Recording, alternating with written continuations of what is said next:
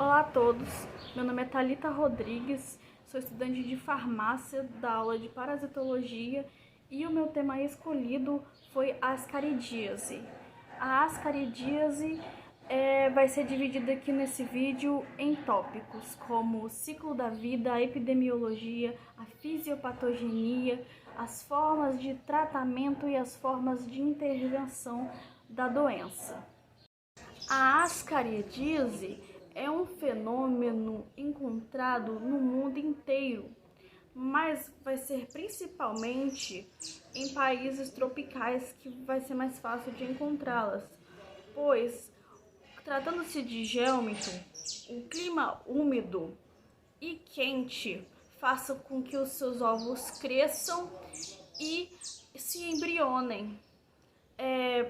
Essa doença, o crescimento dessa doença também vai poder ser por conta da falta de saneamento básico que existe nesses locais. Pelo mundo, locais com pouco saneamento básico, normalmente vai aparecer essa doença. Estima-se que 800 milhões de pessoas no mundo inteiro estejam contaminadas com esse agente dessa doença. A Ascaris lumbricoide, ela se aloja em sua fase adulta dentro do intestino delgado do hospedeiro. A Ascaris lumbricoide também é o maior parasita nematóide que existe dentro do intestino humano, tendo uma diferença de tamanho do macho para a fêmea. Existe essa diferença que enquanto o macho vai ter de 15 a 30 centímetros de comprimento, a fêmea terá de 30 a 40 centímetros de comprimento. E seus corpos são cilíndricos e finos nas extremidades.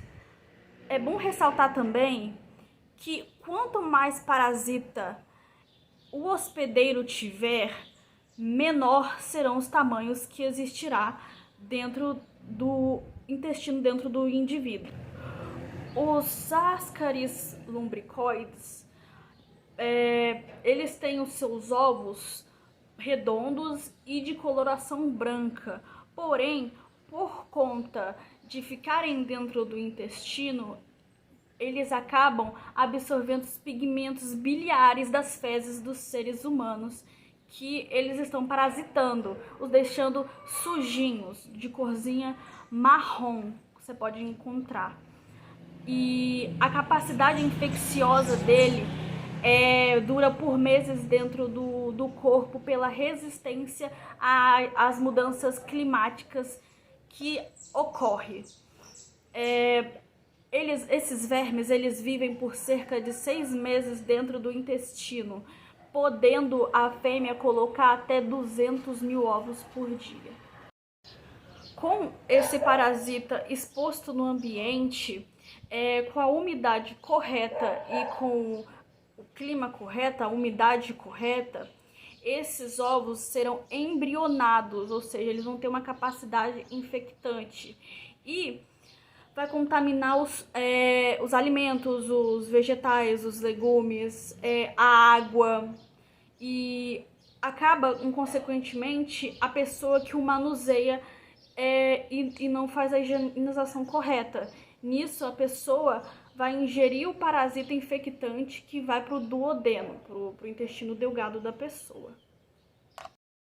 Outra forma de contaminação dessa doença também é de forma mecânica, como, por exemplo, uma mosca pousar no local onde existe essa doença, esse parasita, e pousar na nossa comida e a gente acabar ingerindo aquele alimento com esse parasita, fazendo isso de forma mecânica. Acho importante frisar também que é um hospedeiro único, vai ser um ciclo de vida desse parasita, ele será monoxídeo, ou seja, vai ser só do ser humano para o parasita. Existe também a forma de contaminação mecânica, como, por exemplo, uma mosca pousar no lugar onde está infectado com a Ascaris lumbricoides e pousar dentro do nosso alimento e a gente levá-lo para a boca.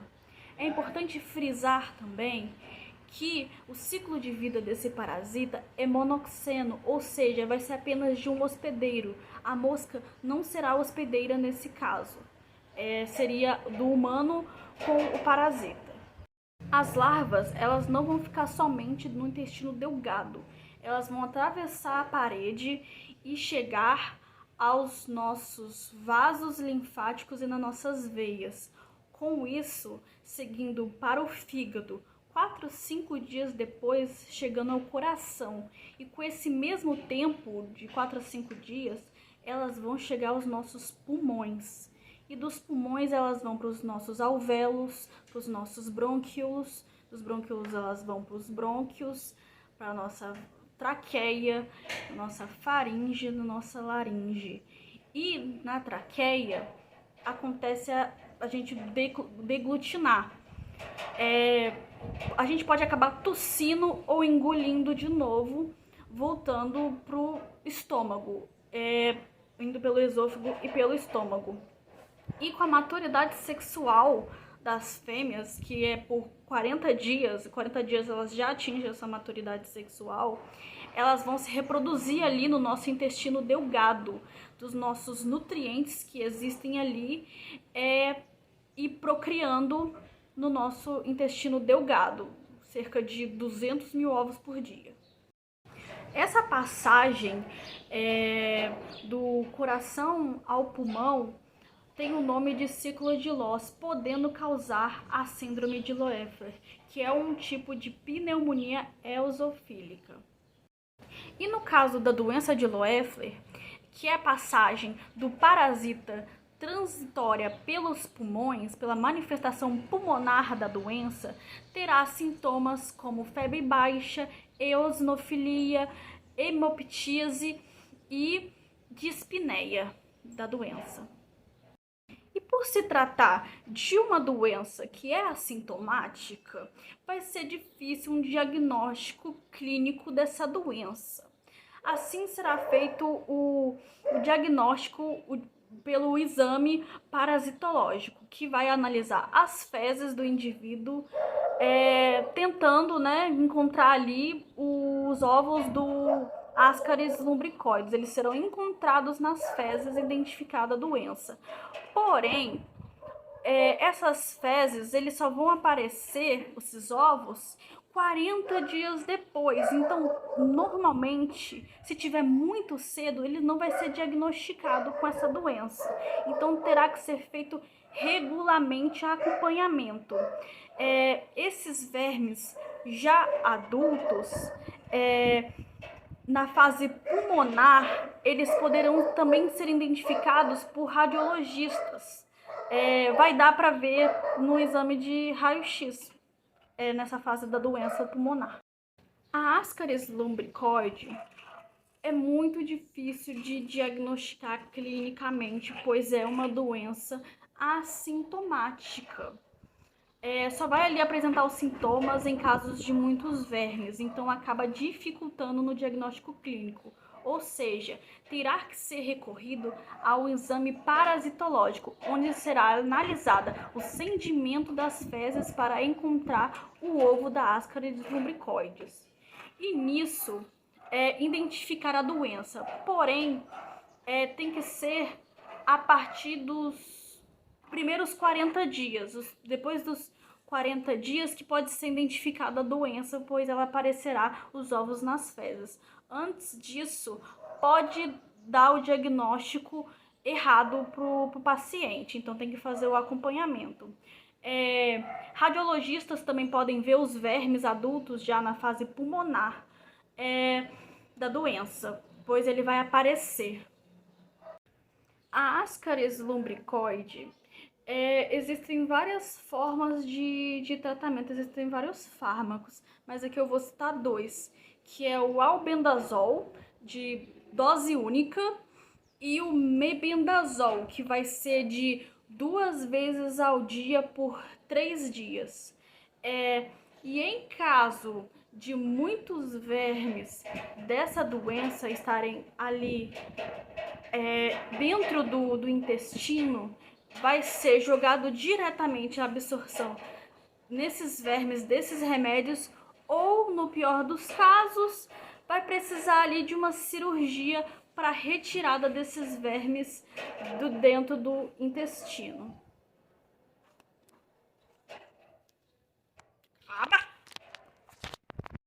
Existem vários medicamentos para o tratamento da ascaridíase, mas são dois deles os principais, que é o albendazol, que vai ser de dose única, e vai ser o mebendazol, que vai ser 2 vezes ao dia por pelo menos 3 dias de uso. Em casos mais graves, onde os vermes estão tomando conta ali do intestino, da passagem, e o medicamento não vai ser bem absorvido, será usada uma sonda em que será jogado diretamente no intestino do hospedeiro.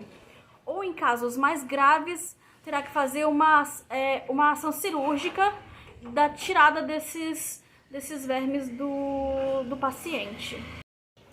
A melhor forma de prevenção contra a ascaridíase, com certeza, é o saneamento básico. Pois o saneamento básico vai cuidar da água.